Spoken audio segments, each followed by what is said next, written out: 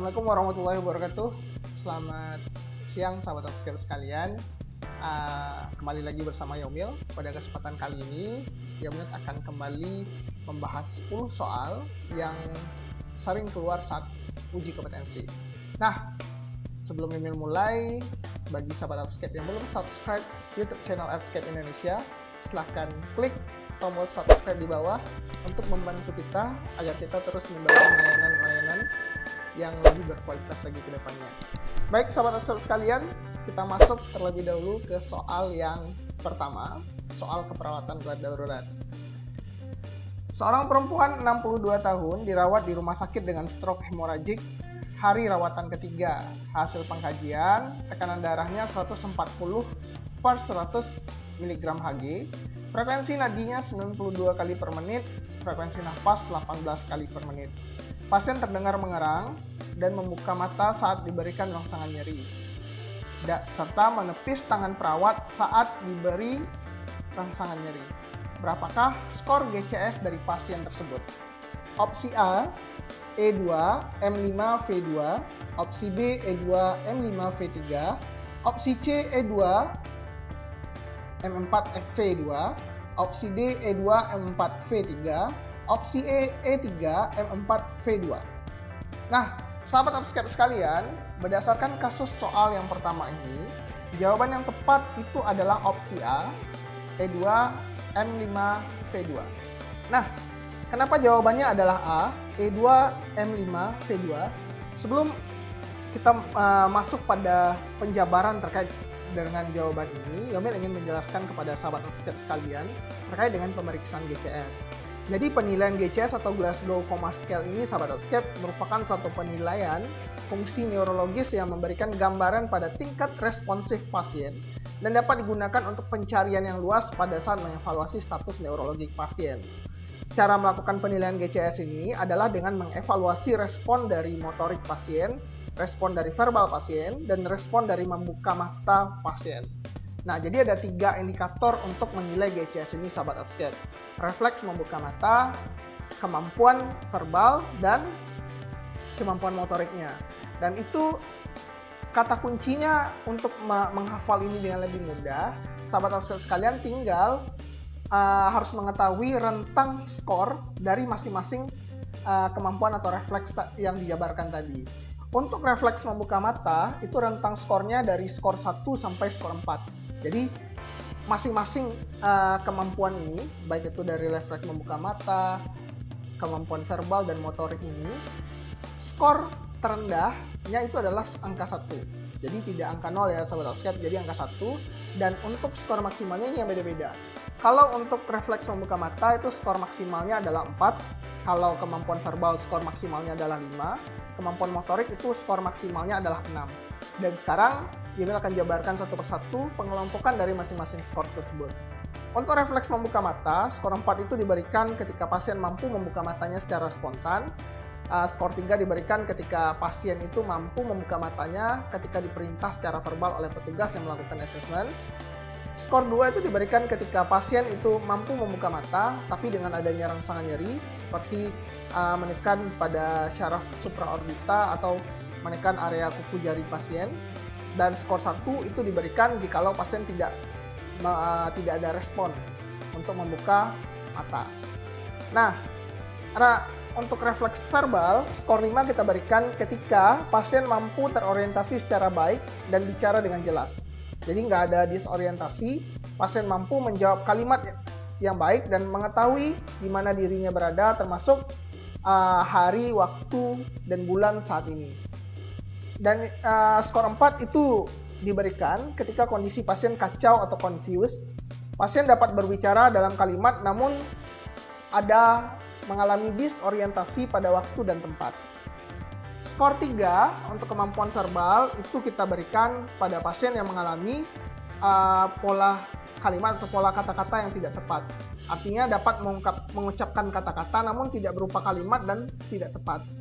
Skor yang kedua kita berikan ketika pasien itu hanya mengerang saja. Jadi suara-suara atau respon verbal yang dialami oleh pasien itu tidak berarti, tidak mampu mengucapkan kata dan hanya suara mengerang saja. Dan skor 1 itu diberikan jikalau tidak ada respon. Nah, untuk refleks motorik, skor 6 kita berikan ketika pasien mampu mengikuti perintah yang diberikan oleh petugas, misalnya disuruh angkat tangan. Skor 5 itu pasien mampu mengetahui letak rangsangan nyeri. Skor 6 kita berikan ketika pasien mampu mengikuti perintah yang diberikan petugas saat melakukan pengkajian. Skor 5 kita berikan ketika pasien itu mengetahui letak rangsang nyeri, mampu mengetahui letak rangsang nyeri. Skor 4 kita berikan ketika pasien bereaksi menghindar terhadap nyeri, jadi bergerak tanpa arah dan tidak tahu area lokasi nyerinya. Skor 3 kita berikan jikalau tampak adanya tanda fleksi abnormal atau disebut dengan dekortikasi. Jadi ketika petugas memberikan rangsangan nyeri atau menekan dengan objek keras seperti ballpoint pada jari-jari kuku, maka sebagai jawaban dari atau respon pasien terhadap hal tersebut, sikunya memfleksi, terdapat reaksi fleksi pada area yang diberikan rangsangan nyeri.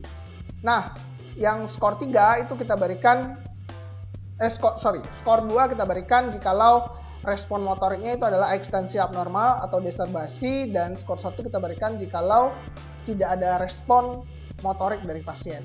Nah, sekarang kita coba masuk pada konteks kasus dari si pasien ini. Hasil pengkajian GCS yang dialami oleh pasien terdengar mengerang. Kalau pasien terdengar mengerang, dapat membuka mata saat diberikan rangsangan nyeri dan menepis tangan perawat saat diberi rangsangan nyeri. Kalau kita kelompokkan sahabat Opscape, E-nya, pasien membuka mata saat diberi rangsangan nyeri, itu skor E-nya sama dengan 2. Kalau pasien menepis tangan perawat saat diberi rangsangan nyeri, itu skor motoriknya 5. Dan pasien terdengar mengerang, itu skor verbalnya sama dengan 2. Sehingga jawaban yang tepat untuk soal yang pertama ini adalah opsi A, E2, M5, V2. Kita lanjut kepada soal yang kedua. Seorang lansia 75 tahun tinggal bersama anaknya. Keluarga mengatakan klien terkadang suka bicara sendiri. Saat pengkajian, klien menjawab pertanyaan dari perawat secara tidak nyambung antara kalimat satu dengan kalimat lainnya. Apakah gangguan proses pikir yang dialami oleh klien tersebut? Apakah opsi A, blocking, B, kehilangan asosiasi, C, tangensial, D, sirkumtansial, E, preseverasi.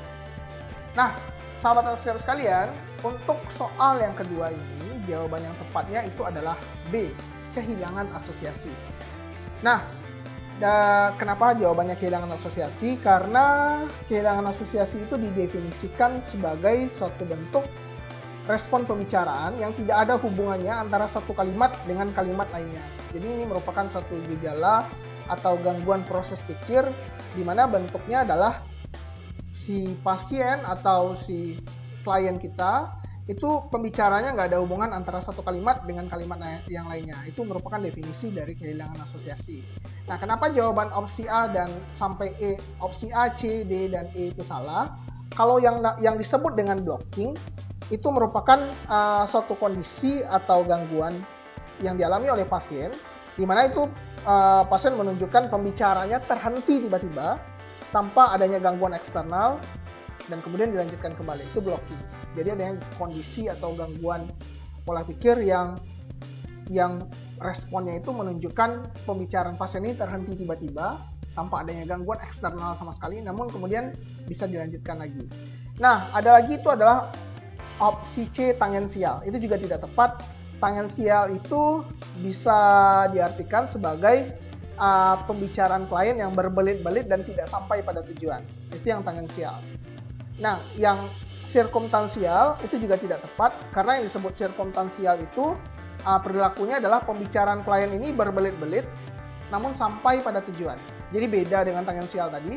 Kalau sirkumtansial ini pembicaraan yang dilakukan oleh pasien ini berbelit-belit namun sampai pada tujuan. Kalau tangensial tidak sampai pada tujuan. Nah, kalau opsi preseverasi ini juga tidak tepat, karena bentuk yang disebut dengan preseverasi ini adalah pembicaraan klien berulang-ulang menceritakan suatu ide. Jadi beda teman-teman sekalian. Kalau kita tilik dari kasus, itu pasien terkadang suka saat pengkajian, pasien itu tidak nyambung antara satu kalimat dengan kalimat lainnya. Itu adalah bentuk dari gangguan pola pikir kehilangan asosiasi. Kita masuk ke soal yang ketiga. Seorang laki-laki 35 tahun dirawat di rumah sakit jiwa 1 minggu yang lalu karena selalu marah-marah ketika tidak ada orang yang mempercayainya bahwa ia adalah seorang kapten. Hasil pengkajian kondisi klien tenang, tapi selalu mengatakan bahwa ia adalah seorang kapten dan disegani oleh banyak orang. Klien bercerita bahwa dulu ia bercita-cita menjadi seorang kapten, tetapi dilarang oleh ayahnya. Apakah jenis TAK yang tepat diberikan pada klien?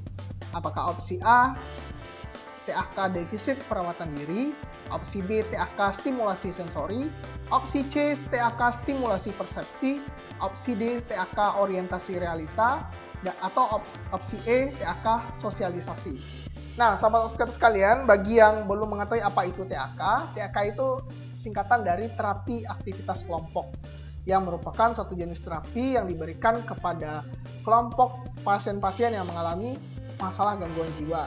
Nah, kalau kita tengok pada kasus, itu kita menemukan data bahwasanya klien selalu mengatakan bahwa dirinya adalah seorang kapten yang terkenal dan disegani oleh banyak orang. Dan saat dilakukan pengkajian, klien mengatakan juga bahwa dulu ia bercita-cita ingin menjadi seorang kapten tetapi tidak diperbolehkan oleh ayahnya. Dari kasus ini dapat disimpulkan bahwa masalah yang dialami oleh pasien itu adalah masalah waham. Nah, dan untuk terapi aktivitas kelompok yang tepat pada pasien yang mengalami waham itu adalah terapi aktivitas kelompok orientasi realita. Jadi jawaban yang tepatnya itu adalah D, terapi aktivitas kelompok orientasi realita. Nah, kenapa tidak opsi A, opsi B, opsi C atau E? Jamil akan jabarkan satu persatu sahabat sekalian. Kalau opsi A, terapi aktivitas kelompok defisit perawatan diri, itu ditujukan untuk pasien-pasien yang mengalami masalah defisit perawatan diri. Itu sederhana sekali. Nah, kalau opsi B, TAK stimulasi sensori, itu merupakan terapi aktivitas yang kelompok yang diberikan atau yang dilakukan kepada klien dengan masalah isolasi sosial dan harga diri rendah dengan kerusakan komunikasi verbal. Itu dia yang TAK stimulasi sensori. Kalau TAK stimulasi persepsi itu diberikan pada pasien yang mengalami masalah halusinasi atau pasien yang mengalami masalah risiko perilaku kekerasan. Itu dia untuk TAK stimulasi persepsi. Dan untuk TAK sosialisasi itu diberikan kepada pasien yang mengalami masalah isolasi sosial. Jadi kalau untuk waham itu TAK yang tepat adalah TAK orientasi realita. Jawabannya adalah D. Nah, sahabat subscribe, kita masuk ke soal yang keempat terkait dengan soal keperawatan keluarga.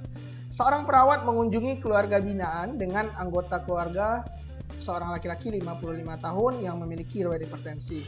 Keluarga mengatakan bahwasannya klien baru pulang dari rumah sakit seminggu yang lalu dengan diagnosis stroke. Menurut keluarga, setiap sekali seminggu klien dibawa ke rumah sakit untuk menjalani terapi. Apakah fungsi keluarga yang sedang dikaji oleh perawat? Apakah opsi A afektif, B sosialisasi, C reproduktif, D ekonomi, atau E perawatan kesehatan?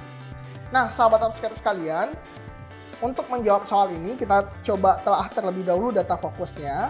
Jadi ada seorang klien yang mengalami masalah stroke dan keluarga mengatakan setiap seminggu sekali klien dibawa ke rumah sakit untuk menjalani terapi. Dari data ini sahabat subscriber sekalian dapat dilihat bahwa keluarga telah menjalankan yang namanya fungsi perawatan kesehatan. Di mana fungsi perawatan kesehatan ini diartikan sebagai suatu fungsi di bagaimana keluarga memenuhi kebutuhan fisik dan perawatan kesehatan anggota keluarganya. Nah, itu adalah berdasarkan referensi Kemenkes tahun 2016. Jadi untuk jawaban yang tepat berdasarkan kasus soal yang keempat ini adalah opsi E perawatan kesehatan. Nah, apa itu fungsi afektif? Fungsi afektif itu merupakan suatu kondisi atau suatu fungsi bagaimana keluarga memenuhi kebutuhan psikososial dari anggota keluarganya. Misalnya fungsi ini memberikan rasa saling memiliki, rasa kasih sayang, saling menghargai antar sesama anggota keluarga. Fungsi sosialisasi itu juga tidak tepat karena fungsi ini merupakan suatu proses yang berlangsung seumur hidup di mana keluarga menanamkan nilai-nilai sosial yang ada di keluarga kepada anggota keluarga lainnya agar anggota keluarga tersebut mampu bersosialisasi dalam suatu lingkungan sosial atau lingkungan masyarakat. Nah, Opsi fungsi ekonomi itu juga tidak tepat karena fungsi ekonomi itu diartikan dengan bagaimana keluarga memenuhi kebutuhan anggota keluarganya secara ekonomi untuk mengembangkan kemampuan individu dan meningkatkan penghasilan untuk pemenuhan anggota-anggota keluarga. Lanjut ke soal berikutnya, soal yang kelima terkait dengan keperawatan komunitas. Seorang perawat puskesmas sedang melakukan kunjungan rumah pada seorang wanita 45 tahun yang mengalami ulkus diabetikum. Pasien saat ini sedang melakukan perawatan ulkus diabetikum yang dilakukan oleh perawat. Apakah peran yang sedang dijalankan oleh perawat tersebut? Apakah opsi A pelaksana asuhan keperawatan, opsi B konselor, opsi C advokat, opsi D kolaborator, atau opsi E edukator? Nah, sahabat subscriber sekalian, kalau kita tengok data fokusnya, pasien saat ini sedang melakukan perawatan ulkus diabetikum yang dilakukan oleh perawat puskesmas yang melakukan kunjungan rumah ke pasien tersebut. Pada konteks ini, perawat melakukan suatu tindakan atau intervensi perawatan ulkus diabetikum. Jawaban yang tepat untuk peran yang dilakukan perawat adalah pelaksana asuhan keperawatan. Sebagai seorang pelaksana asuhan keperawatan, peran penting perawat adalah memberikan pelayanan langsung kepada komunitas sesuai dengan kebutuhan dari komunitas atau keluarga tersebut. Ya, itu adalah peran penting dari pelaksana asuhan keperawatan. Nah, kenapa jawabannya bukan B, C, D, dan E? Kalau untuk konselor, sahabat subscriber sekalian, itu merupakan suatu peran perawat yang membutuhkan keterampilan khusus. Yaitunya perawat tersebut harus memahami atau expert di bidang keahliannya dan nantinya bisa dipercaya untuk membantu komunitas atau keluarga dan mengembangkan coping yang konstruktif dalam penyelesaian masalah. Itu dia konselor, ya. Jadi tujuan akhirnya adalah mengembangkan coping yang konstruktif dalam penyelesaian masalah di lingkup keluarga atau komunitas. Peran advokat itu juga tidak tepat karena sebagai seorang advokat ini perawat itu membela hak-hak klien termasuk di dalamnya peningkatan apa yang terbaik untuk klien, memastikan kebutuhan klien terpenuhi dan melindungi hak-hak dari klien tersebut. Opsi edukator itu juga tidak tepat karena peran perawat sebagai edukator menuntut perawat memberikan pendidikan kesehatan pada individu, keluarga, kelompok, dan masyarakat, baik di lingkup rumah, puskesmas, maupun di lingkungan masyarakat yang secara terorganisir dalam menanamkan perilaku hidup sehat, sehingga terjadi perubahan perilaku yang diharapkan mencapai derajat kesehatan yang optimal. Jadi untuk jawaban soal yang kelima ini itu adalah opsi A pelaksana asuhan keperawatan. Soal yang keenam yang berkaitan dengan keperawatan maternitas. Seorang perempuan 23 tahun Y1 P0A0 dengan usia kehamilan 24 minggu datang ke posyandu untuk pemeriksaan antenatal. Hasil pengkajian itu menunjukkan bahwasanya pasien mengeluh tidak nafsu makan, tanda vital pasien dalam batas normal. Bagian atas fundus uteri teraba lunak dan melunting. Posisi bayi membujur, TFU 3 jari di bawah pusat dengan panjang 20 cm. Apakah pengkajian selanjutnya yang harus dilakukan oleh perawat? Apakah opsi A memeriksa seberapa jauh bagian janin masuk PAP? Opsi B menentukan letak punggung janin di kiri atau kanan abdomen ibu? Opsi C menentukan posisi janin? Opsi D menentukan bagian terbawah janin? Atau opsi E menghitung JJJ? Nah, untuk soal yang keenam ini, sahabat subscriber sekalian, kita perlu kelompokkan terlebih dahulu beberapa data fokus yang terdapat pada kasus. Data fokus yang pertama itu menunjukkan bahwasanya bagian atas fundus uteri itu teraba lunak dan melenting. Posisi bayi membujur, TFU 3 jari di bawah pusat dengan panjang 20 cm. Pada kasus ini, perawat telah melakukan pemeriksaan level 1, sehingga pengkajian selanjutnya yang tepat dilakukan adalah pemeriksaan level 2, yaitu menentukan letak punggung janin di kiri atau di kanan abdomen ibu. Sehingganya jawaban yang tepat itu adalah opsi B, menentukan letak punggung janin di kiri atau kanan abdomen ibu. Nah, sekarang untuk lebih jelasnya sahabat sekalian, Yomil ingin meringkas atau memberikan poin-poin dari pemeriksaan level ini. Pemeriksaan level 1 itu ditujukan untuk menentukan bagian janin pada fundus uteri. Pemeriksaan level 2 itu untuk menentukan letak punggung janin dan letak bagian terkecil dari janin. Pemeriksaan level 3 itu untuk menentukan bagian apa yang terdapat pada bagian terbawah dan apakah bagian bawah janin itu sudah atau belum masuk ke PAP. Leopold 4 itu untuk menentukan apakah yang menjadi bagian bawah, kemudian attitude bayi, apakah fleksi atau ekstensi, dan seberapa jauh masuknya bagian bawah tersebut ke dalam rongga panggul. Leopold ini bertujuan untuk meyakinkan hasil yang didapat dari pemeriksaan level 3. Masuk ke soal yang ketujuh, soal keperawatan medikal bedah. Seorang pasien 25 tahun datang bersama ibunya ke poliklinik rumah sakit untuk memeriksakan diri. Saat pengkajian, pasien tampak meringis dan memegangi perutnya.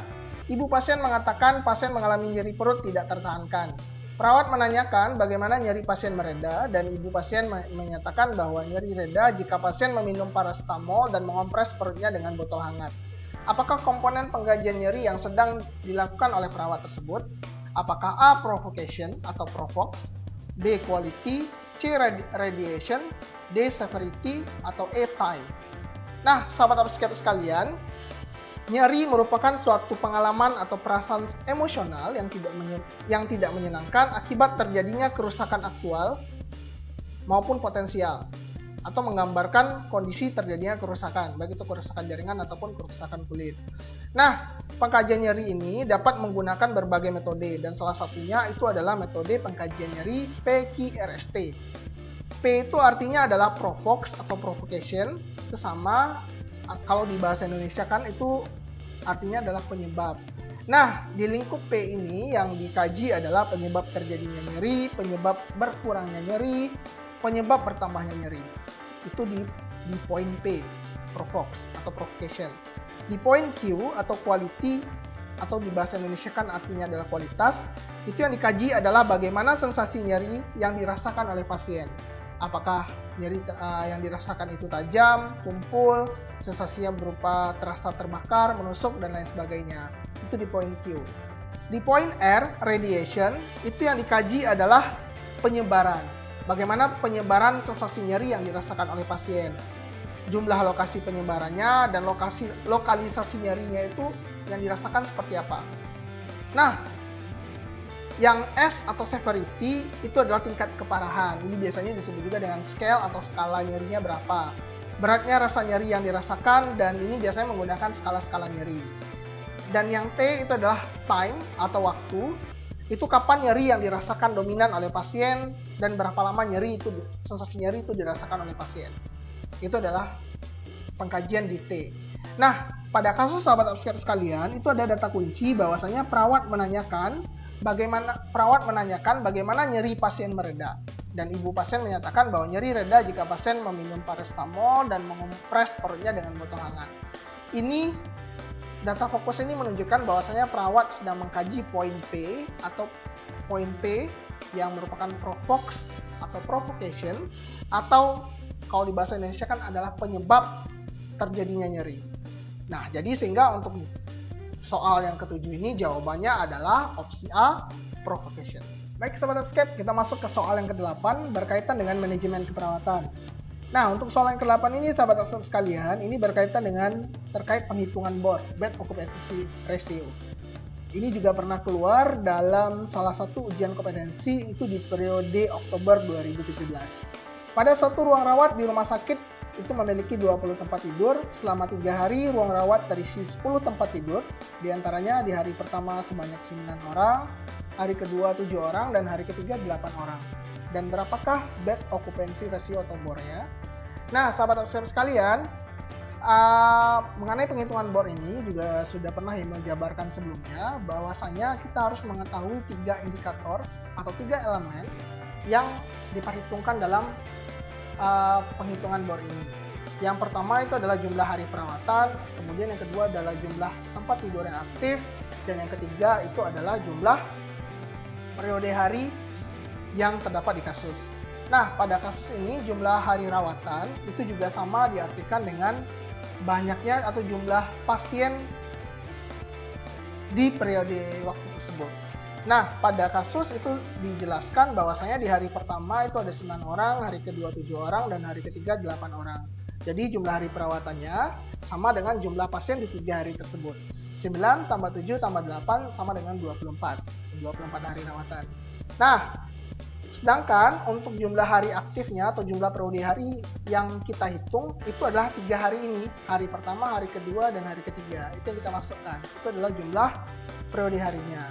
Sedangkan jumlah tempat tidur yang aktif itu adalah jumlah tempat tidur yang tersedia yang digunakan untuk perawatan. Nah, di kasus itu dijelaskan di awal bahwa rumah sakit memiliki 20 tempat tidur. Dan selama 3 hari cuma 10 tempat tidur yang terisi. Jadi yang dihitung itu memang cuma 10-nya. Jadi 10 lah jumlah tempat tidur yang aktif. Nah, kalau kita masukkan ke rumus Bohr itu sama dengan jumlah hari rawatan per jumlah tempat tidur aktif dikali dengan jumlah periode hari.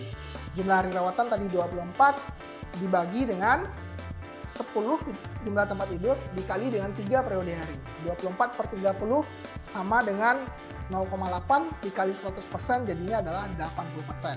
Sehingga opsi jawaban yang tepat itu adalah opsi C, 80%. Oke, sahabat subscribe sekalian, kita masuk ke soal yang ke-9 yang berkaitan dengan prinsip etik keperawatan. Nah, di soal yang ke-9 ini, seorang perawat melakukan kunjungan rumah, hasil pengkajian perempuan ada pasien atau ada klien perempuan 70 tahun didiagnosis stroke sejak 1 bulan yang lalu. Perawat melakukan ambulasi pada klien yang tidak mampu mobilisasi mandiri dengan tujuan untuk mencegah terjadinya luka detritus dan mengajarkan keluarga klien juga untuk melakukan drom pasif. Apakah prinsip etik yang diterapkan oleh perawat pada kasus tersebut? Nah, sahabat observer sekalian, di soal yang ke-9 ini kita menemukan data fokus diantaranya adalah perawat melakukan ambulasi pada klien yang tidak mampu melakukan mobilisasi secara mandiri. Dan kemudian perawat juga mengajarkan keluarga klien untuk melakukan drom pasif. Dalam konteks ini, perawat itu menjalankan prinsip etik yang disebut dengan beneficence atau berbuat baik. Jadi prinsip beneficence ini sahabat sekalian menuntut perawat untuk melakukan hal yang baik dan untuk mencegah terjadinya perburukan penyakit pasien dan untuk perburukan penyakit pasien dan mencegah terjadinya komplikasi. Nah, itu jelas sekali sahabat sekalian, tindakan-tindakan yang dilakukan oleh perawat tadi merupakan wujud dari penerapan etik beneficence.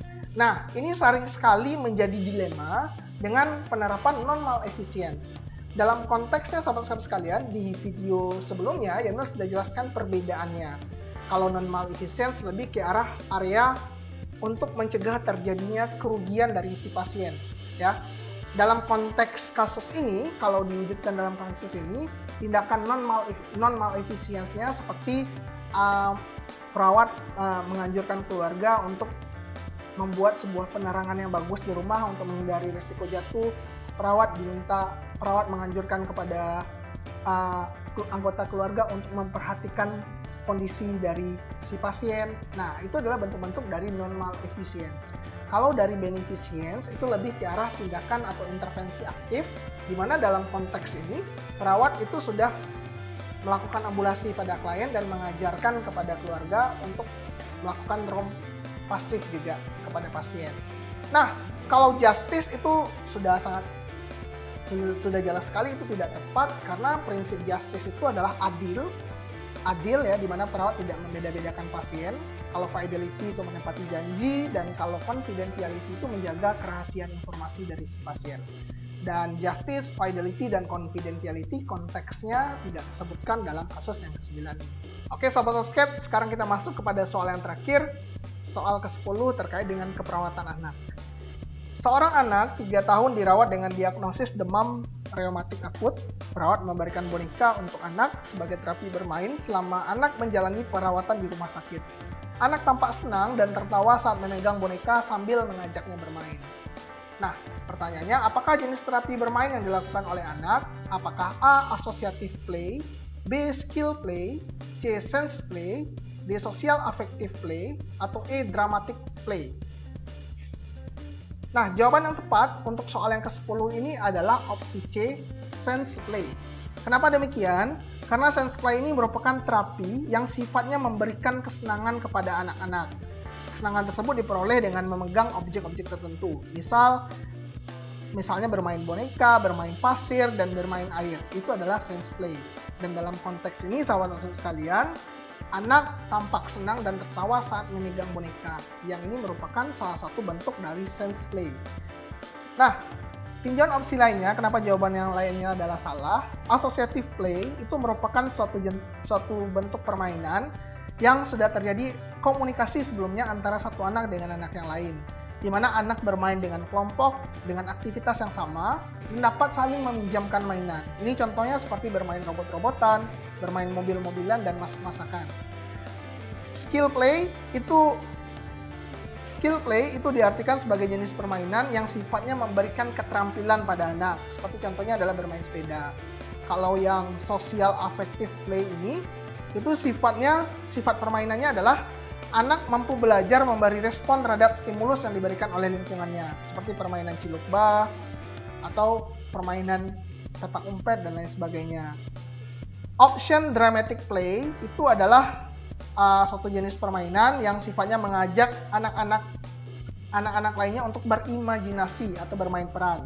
Contohnya seperti berperan menjadi perawat, berperan menjadi dokter, aktris, aktor, dan lain sebagainya. Nah, demikian sahabat Upscape sekalian untuk penjabaran soal yang ke-10. Soal yang ke-10 ini adalah soal terakhir pada pembahasan kita kali ini. Terima kasih banyak kepada sahabat Upscape yang telah menonton video pembahasan soal ini sampai habis. Jangan lupa untuk ikuti updatean dari YouTube channel kami. Insya Allah kami akan terus memberikan video-video pembelajaran dan video-video menarik untuk penambahan wawasan sahabat Upscape sekalian. Demikian sahabat Upscape sekalian, terima kasih banyak. Assalamualaikum warahmatullahi wabarakatuh.